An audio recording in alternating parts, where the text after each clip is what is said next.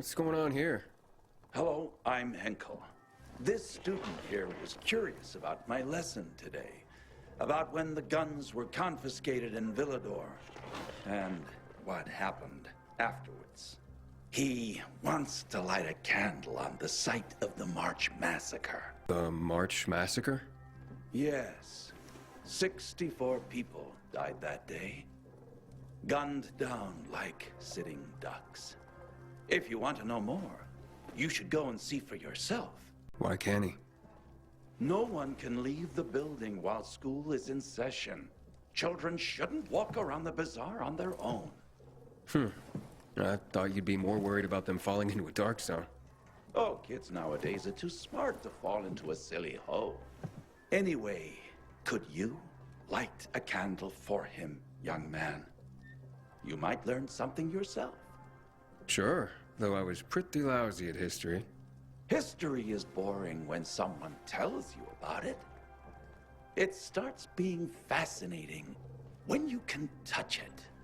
Touch it?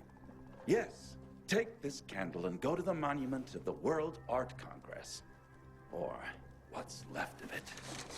It's close by. Contact me when you get there. You'll see what my lesson was about today.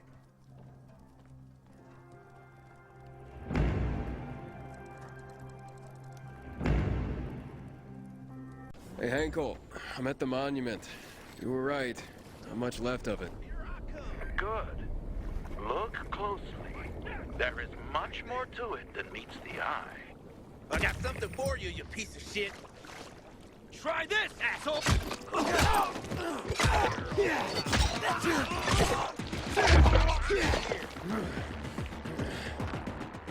Shots were fired. The army started shooting at people. Panic broke out. And of course, things only got worse.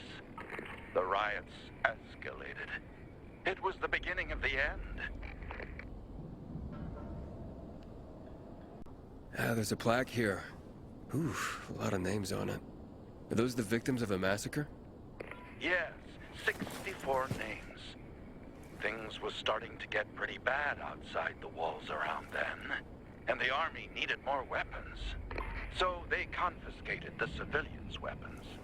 Private ownership of any sort of firearm and its ammunition was forbidden thereafter. What happened here? That is where the riots started. People were terrified. How could they protect themselves and their families? There was massive unrest. So, a curfew was put in place, and homes were raided to ensure no one was hiding any weapons. Punishment for those who didn't comply was quite severe. Light the candle.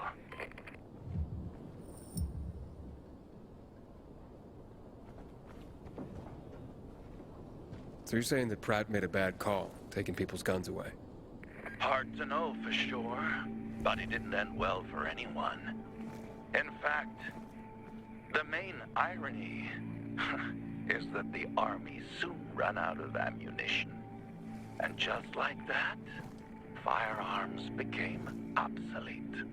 At least, that's what's generally believed to have happened. Now, you'll hear some folks claim that Pratt kept a secret stash of ammunition somewhere in the city. But if so, he took that secret to the grave.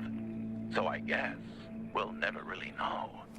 And that's the thing about history. We rarely ever really know. It's not a hard science. History is fragile as the passing of time. It takes the vigilance of people like myself to make sure it's not rewritten to suit the whim of each new generation's self-righteous fight. The duty of remembrance. Everyone should practice it. Farewell now, Pilgrim.